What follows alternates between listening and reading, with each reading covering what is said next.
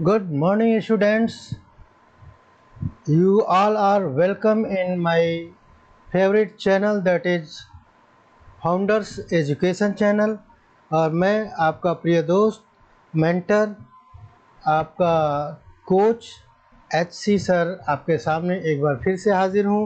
और आज हम पढ़ने वाले हैं फ्यूचर कॉन्टिन्यूअस टेंस के बारे में। तो हियर वी गो। अगर आप इस चैनल पे पहली बार आए हैं तो आपसे रिक्वेस्ट है कि चैनल को सब्सक्राइब कर लीजिए, ताकि आपको अगले वीडियो की नोटिफिकेशन तुरंत मिलती रहे। जैसा कि आप लोग देख रहे होंगे कि इस समय कॉन्टिन्यूअस 9:30 बजे के आसपास मेरा वीडियो डेली अपलोड हो जा रहा है, चाहे वो इंग्लिश का हो, चाहे वो फिज़िक्स का 10th क्लास के फिज़िक्स का हो। तो अभी ये 2 सीरीज़ चल रहा है। बहुत जल्दी हम क्लास 10th के मैथ्स का भी सीरीज़ शुरू करने वाले हैं, लेकिन अभी उसमें थोड़ा वक्त लगेगा। तब तक के लिए आज फिर एक बार मैं आपके फ्यूचर कॉन्टिन्यूअस टेंस को डिटेल्स लेके आया हूँ। तो आप सब लोग तैयार हैं? शुरू करें। Okay, here we go. इस टेंस को कैसे पहचानेंगे? इस टेंस के द्वारा किसी भी काम का भविष्य काल में कुछ समय तक या लंबे समय तक जारी रहने का भाव प्रकट होता है। कुछ समय तक या लंबे समय तक, लेकिन कब? भविष्य में जारी रहने का भाव प्रकट होता है। जैसे मैं कहूँ कि आज शाम को वाराणसी जा रहा हूँगा, मतलब शाम को लंबे समय तक। वाराणसी जाने में इतना जल्दी तो हम नहीं पहुँच जाएंगे, इट विल टेक टाइम। तो हम जा रहे होंगे, लंबे समय तक कार्य होने की संभावना है। तो इस तरह का जब भाव होता है तो उसको हम फ्यूचर कॉन्टिन्यूअस टेंस की श्रेणी में रखते हैं। कब? जबकि वो काम लगातार जारी रहने की उम्मीद हो भविष्य में भी। और इसकी पहचान के लिए हिंदी वाक्य के अंत में रहा होगा, रहे होंगे, रहा हूँगा आदि लगे होते हैं। ये आप इस तरह से पहचान लेंगे। जैसे मैंने पहला एग्जाम्पल बताया कि आज शाम को वाराणसी जा रहा हूँगा, तो इसका मतलब क्या है? रहा हूँगा इसमें है। दूसरे सेंटेंस में है लड़के अपने गुरुओं की आज्ञा का पालन कर रहे होंगे, रहे होंगे है। तीसरा सेंटेंस में बच्चा इस समय सो रहा होगा, तो रहा होगा भी इस सेंटेंस में है। मतलब इस तरह से हम देख रहे हैं कि रहे होंगे, रहा होगा इत्यादि सब कुछ आता है। तो ऐसे वाक्यों को हम फ्यूचर कॉन्टिन्यूअस टेंस की श्रेणी में रख सकते हैं। अब हम देखते हैं कि इनके ट्रांसलेशन के लिए नियम क्या क्या है। तो जैसा कि हम पहले भी देखते आए हैं, पहला नियम क्या होता है? अफर्मेटिव सेंटेंसेस के बारे में पहला नियम क्या होगा? तो ये होगा अफर्मेटिव सेंटेंसेस के बारे में। ठीक है, ये है आपका अफर्मेटिव सेंटेंसेस। और इसमें क्या कहना चाहते हैं ये कि सर्वप्रथम सब्जेक्ट रखते हैं। जैसा कि एज यूजुअल हम करते हैं कि पहले सब्जेक्ट रखते हैं। ठीक है, कैसे करते हैं? पहले सब्जेक्ट, फिर वर्ब, फिर ऑब्जेक्ट। ठीक है, ये स्टैंडर्ड पैटर्न है। अब सब्जेक्ट तो रख दिया आपने, वर्ब में क्या करेंगे? शैल बी या विल बी लगाते हैं। वर्ब में क्या करेंगे? शैल बी और विल बी लगाएंगे। और वर्ब में और क्या करेंगे? ING भी जोड़ेंगे। ठीक है, तो ये ध्यान रखना है। बाकी सब सेम है। फर्स्ट पर्सन के साथ शैल बी और सेकंड और थर्ड पर्सन के साथ विल बी लगाएंगे। फर्स्ट पर्सन के साथ शैल बी और सेकंड पर्सन के साथ विल बी लगाएंगे।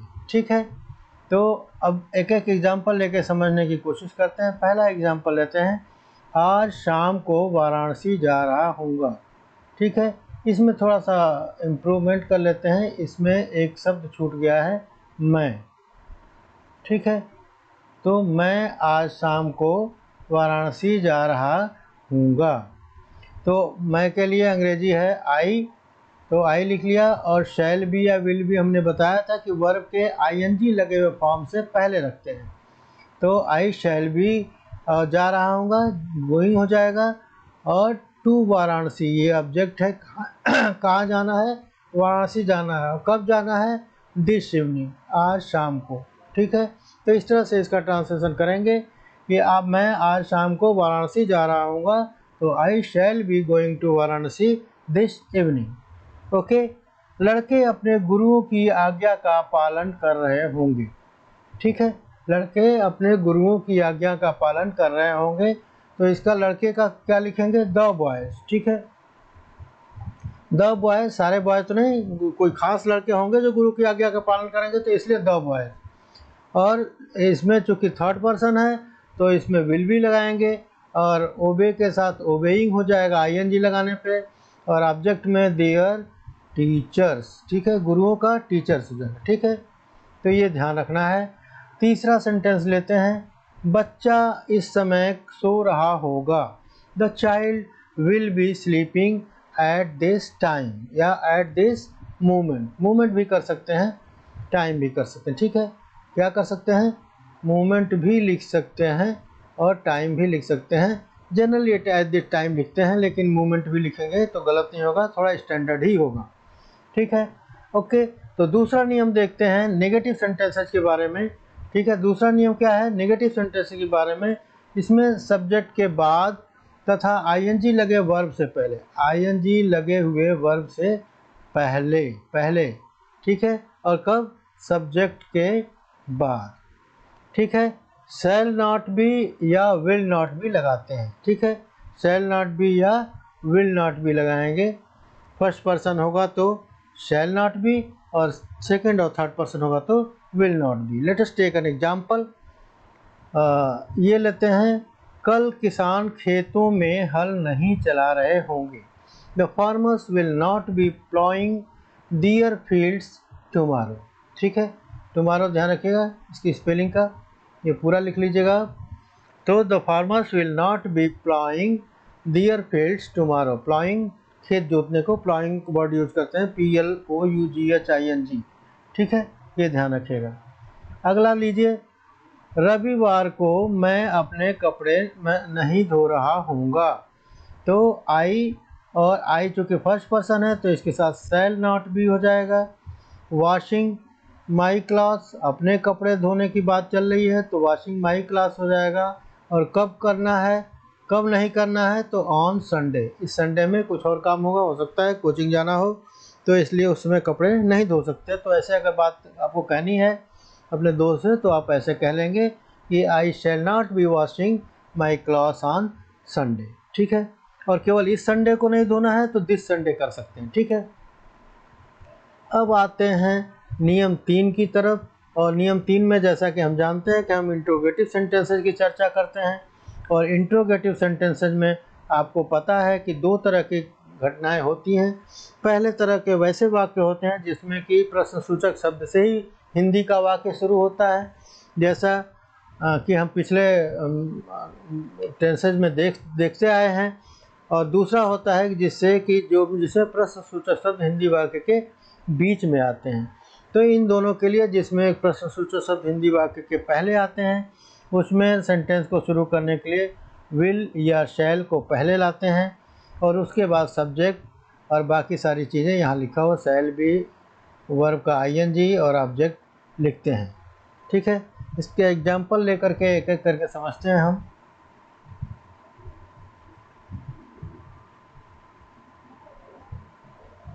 इसका एग्जाम्पल क्या है कि क्या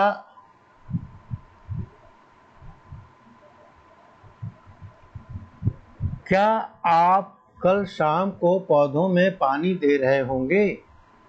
क्या आप कल शाम को पौधों में पानी दे रहे होंगे। तो यहाँ पे वाक्य की शुरुआत किससे है, प्रश्नसूचक शब्द से, और वो प्रश्नसूचक शब्द क्या है, क्या। तो इसके लिए क्या करेंगे, पहले विल को पहले लाएंगे क्योंकि ये थर्ड पर्सन की बात हो रही है, तो विल नहीं, सेकंड पर्सन की बात हो रही तो भी विल को पहले लाएंगे।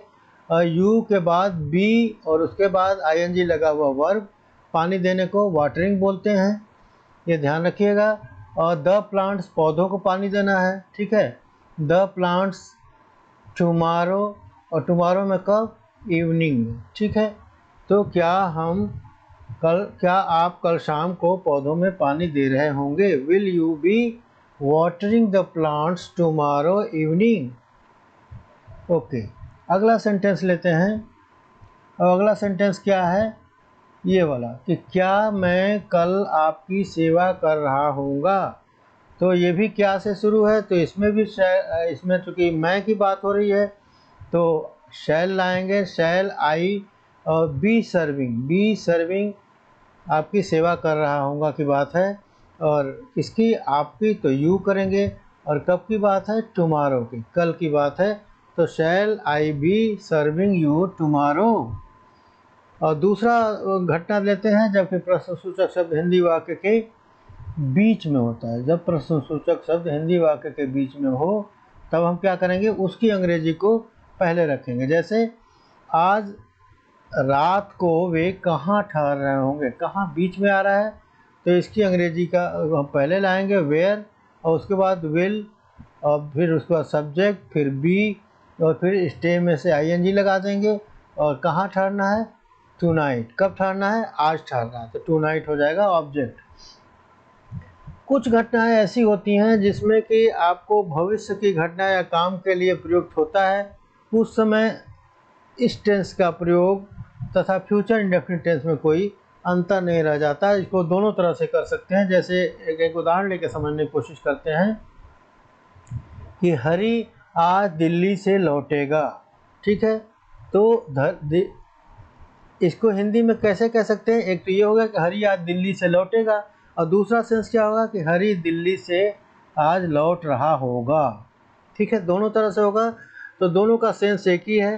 तो रहा होगा जब बात आएगी तो हरी विल बी रिटर्निंग हो जाएगा, रहा होगा अगर बात होगी तो will be returning from Delhi today, और अगर दिल्ली से लौटेगा की बात होगी तो ये प्रेजेंट इंडेफिनिट टेंस के हिसाब से करेंगे, और ये हो जाएगा कि Hari will return from Delhi today, ठीक है। तो ये ध्यान रखना है हमें कि ये दोनों तरह से इसको हम ट्रांसलेट कर सकते हैं, और दोनों ही सही हैं क्योंकि दोनों का सेंस इस तरह से बनेगा। जैसे मैं दूसरा सेंटेंस लेता हूँ कि मैं आज शाम की गाड़ी से इलाहाबाद जाऊँगा, या इसी को हम अगर दूसरे शब्दों में कहें तो हम कहेंगे कि मैं आज शाम की गाड़ी से इलाहाबाद जा रहा होऊंगा, ठीक है। तो अगर वैसे रहा होऊंगा की बात होगी तो पहला वाला सेंटेंस ऊपर वाला, जैसे I shall be going to Allahabad, और बाई इवनिंग ट्रेन, ठीक है। और अगर इलाहाबाद जाऊंगा की बात होगी तो इसको इंडेफिनिट टेंस के हिसाब से कर लेंगे, और इसका अंग्रेजी क्या हो जाएगा बच्चों, तो ये हो जाएगा I shall go to Allahabad by evening train, ठीक है बच्चों। तो ये रहा सारा कायदा कानून, नियम कायदे। अब हम आगे देखते हैं कि हमने क्या सीखा है, तो उसकी हम प्रैक्टिस करने के लिए आज हम लेके आए हैं आपको एक्सरसाइज 6, और ये जो है बेस्ड है, किसके बेस्ड है बच्चों, तो ये बेस्ड है आपके फ्यूचर कॉन्टिन्यूअस टेंस के ऊपर, ठीक है। तो इसको भी आप कोशिश करिए, पहले इसका स्क्रीनशॉट ले लीजिए और इसको अपने से करने की कोशिश करिए, और बाकी उसके बाद हम जो कर रहे हैं अभी उससे आप मैच करिए कि आप कहाँ तक सही कर पा रहे हैं सारे नियम का जानने के बाद भी, ठीक है। तो इस तरह से हम इसको करने का प्रयास करते हैं। पहला सेंटेंस से शुरू करते हैं, धोबी कपड़ों पर लोहा कर रहा होगा।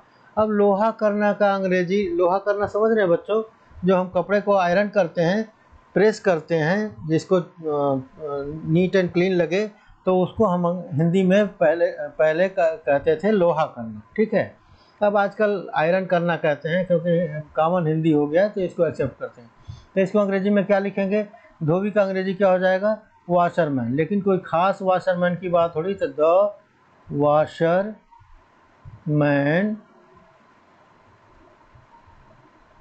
will be ironing,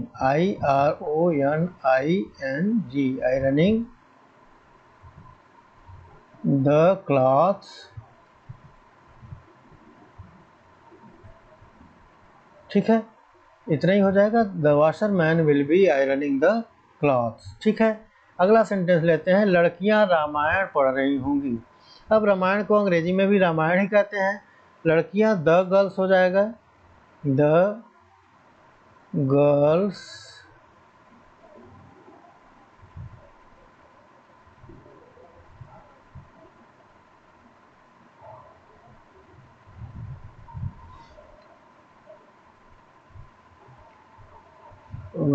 B reading Ramayana, RAMAYANA।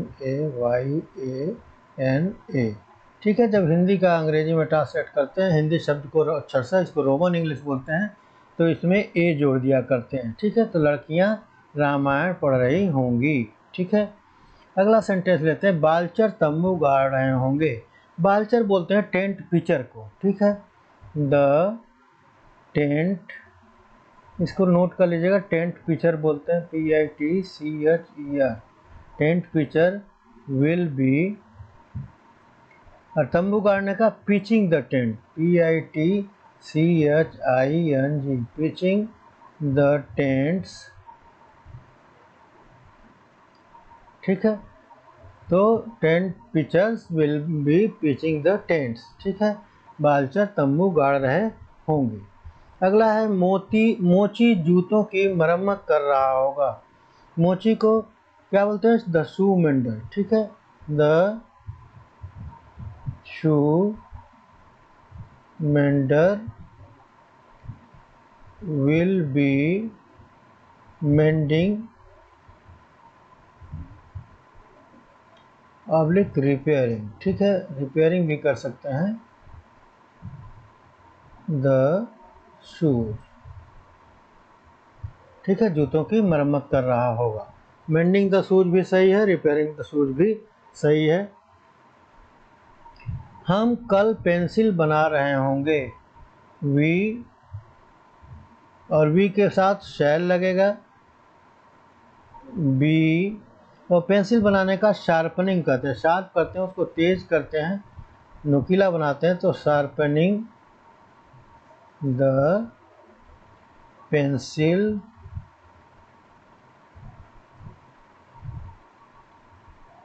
और कब बना रहे होंगे? तो कल की बात हो रही है, तो TOMORROW, तुम्हारा। ठीक है, अगले वर्ष बर्फ नहीं पड़ रही होगी। There will not be snow falling. बर्फ पड़ना का क्या बोलेंगे? स्नोफॉल। तो ING लग जाएगा, तो स्नो फॉलिंग कब होगा? Next year. ठीक है, they won't be snow falling next year. वह जुआ नहीं खेल रहा होगा। जुआ खेलना का गैम्बलिंग होता है, तो ही विल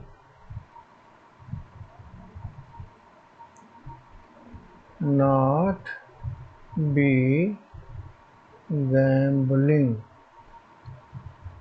गैम्बलिंग, वह जुआ नहीं खेल रहा होगा। ठीक है, नहीं खेल रहा होगा का नॉट, विल नॉट भी लगाते हैं या शैल नॉट भी लगाते हैं, फिर ING लगा हुआ वर्ब रखते हैं। ठीक है, तो ये हो जाता है शैल नॉट बी गैम्बलिंग। ठीक है, अगला क्या? वह मेरे सामने झूठ नहीं बोल रहा होगा, तो he will not B lying, LIEING। लाई का LY मत करिएगा, LIEING, लाइंग बिफोर मी। ठीक है, नहीं, इन फ्रंट ऑफ ही लिखे। ठीक है, इन फ्रंट ऑफ मी। ठीक है, he will not B lying in front of me, मेरे सामने झूठ नहीं बोल रहा होगा। लड़के समाचार पत्र नहीं पढ़ रहे होंगे। The boys will not be reading the news papers. ठीक है, तो लड़के समाचार पत्र नहीं पढ़ रहे होंगे। इन दिनों कृषक फसल नहीं काट रहे होंगे। कृषक को फार्मर्स बोलते हैं बच्चों, तो the farmers will not B फसल काटने का क्या रखेंगे बच्चों? फसल काटने का आपको पता है हार्वेस्टिंग होता है, हार्वेस्टिंग, इसी से हार्वेस्टर बना है, तो हार्वेस्टिंग द क्रॉप्स, ठीक है। तो the farmers will not B harvesting the crops, ठीक है। क्या अगले मास पिताजी अमेरिका जा रहे होंगे? Will my father be going America next year, अगले साल। क्या मजदूर कमरे में सफ़ेदी कर रहा होगा? विल, क्योंकि क्या से सेंटेंस शुरू है तो विल और शैल को पहले लाएंगे, तो विल द लेबरर, LABOURER, बहुत से लोग लेबर लिख के छुट्टी पा लेते हैं, नहीं बच्चों ये गलत हो जाता है, ये लेबरर होता है, जो लेबर करता है उसको लेबरर बोलते हैं। जैसे जो लिखता है उसको राइटर बोलते हैं, जो पढ़ता है उसको रीडर बोलते हैं, तो वैसे ही लेबरर होता है। तो लेबरर इज, नहीं, will labourer be washing, sorry क्या हो जाएगा, वाइट वॉशिंग का क्या होगा, चुनाकली करने का वाइट वॉशिंग हुआ, be white washing the room, will the labourer be white washing the room. White washing कहते हैं सफ़ेदी करने को, ठीक है। कितने लोग गाड़ी में यात्रा कर रहे होंगे?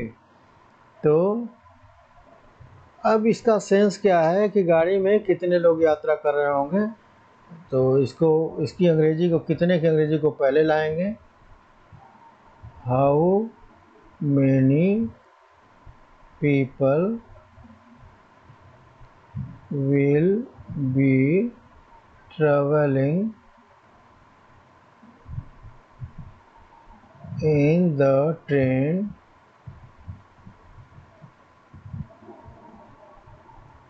ठीक है, ट्रेवलिंग इन द ट्रेन, ठीक है। कल इस समय आपके भाई कहाँ जा रहे होंगे? Where will your brother be going tomorrow this time, ठीक है।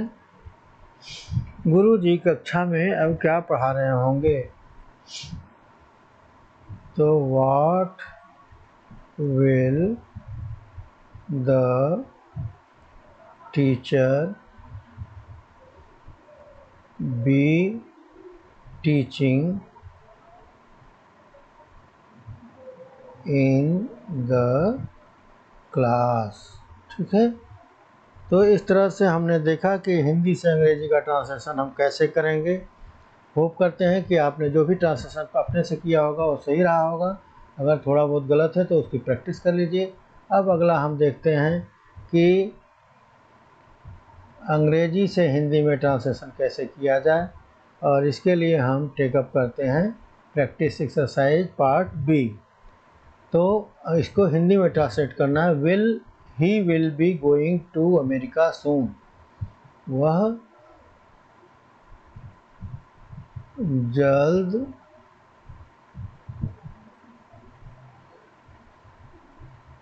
जल्दी ही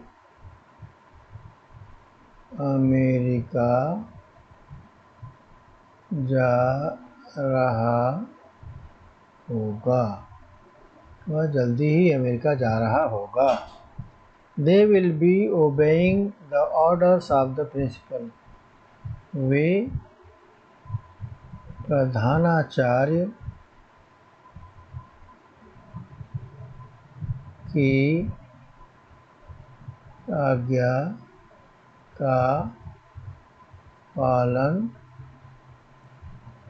कर रहे होंगे।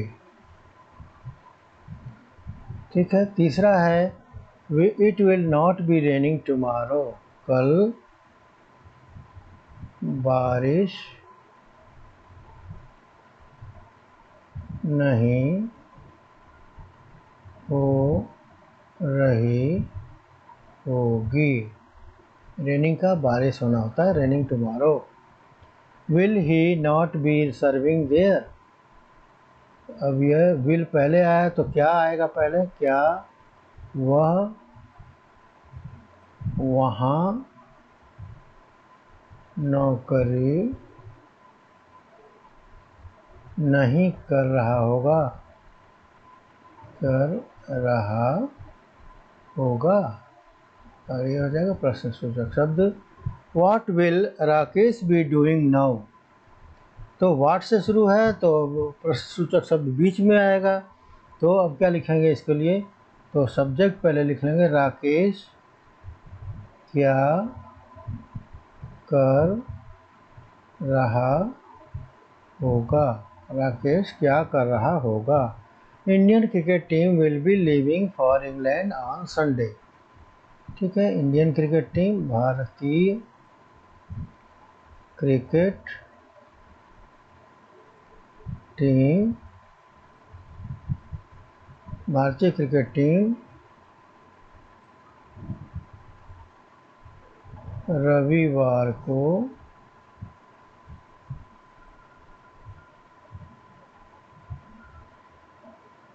इंग्लैंड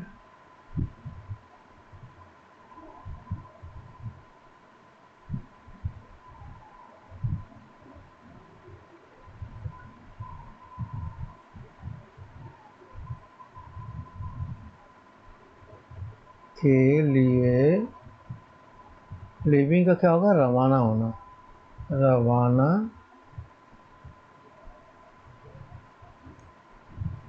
हो रही होगी, ठीक है बच्चों। तो भारतीय क्रिकेट टीम रविवार को इंग्लैंड के लिए रवाना हो रही होगी। The prime minister will be inviting all the leaders of opposition for talk, तो इसका हिंदी प्रधानमंत्री का, प्रधानमंत्री सभी अपोजिशन लीडर विपक्ष के लिए, ठीक है, विपक्ष के नेताओं को आमंत्रित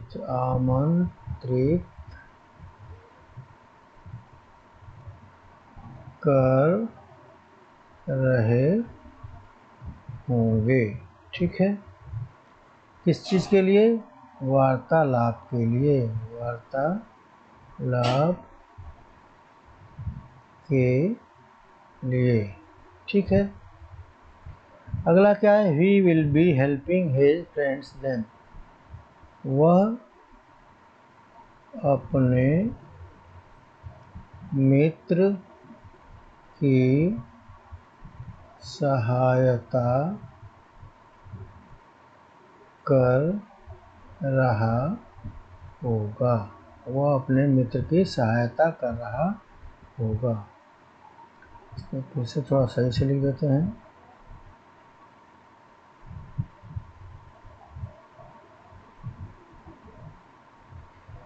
the coolies will be carrying luggage on their head,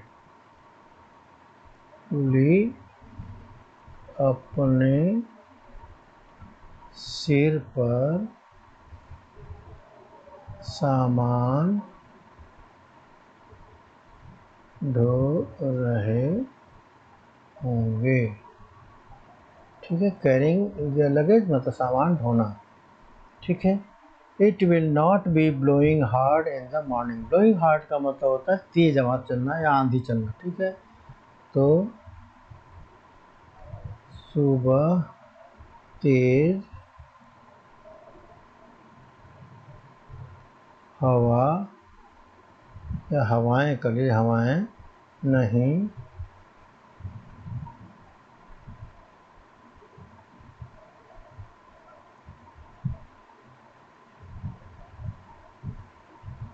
चल रही होंगी।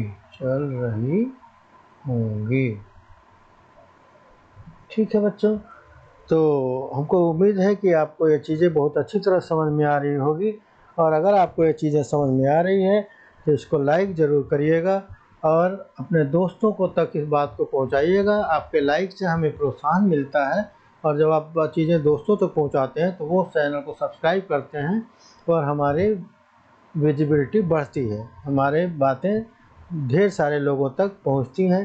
तो इसके लिए बहुत बहुत धन्यवाद। एक बार फिर मैं कहूँगा कि आपको मैं आपके लिए इतना कर रहा हूँ, तो आपको हमारे लिए 3 काम करना है। अगर इस चैनल पर नए हैं तो पहला काम क्या करना है, सब्सक्राइब करना है। ठीक है, ये तो बिना फेल करना है, और उसके बाद ये जो बेल आइकन है, ठीक है, बेल आइकन इसको ज़रूर दबा दीजिएगा। ठीक है, ताकि नोटिफिकेशन आपको समय से मिलता रहे। उसके बाद आपको अगर पसंद आता है वीडियो तो आप लाइक करिएगा, ठीक है, और शेयर भी करिएगा। ठीक है, लाइक के बाद शेयर किसको करेंगे, अपने दोस्तों को। कैसे करेंगे, अपने व्हाट्सएप चैनल पे,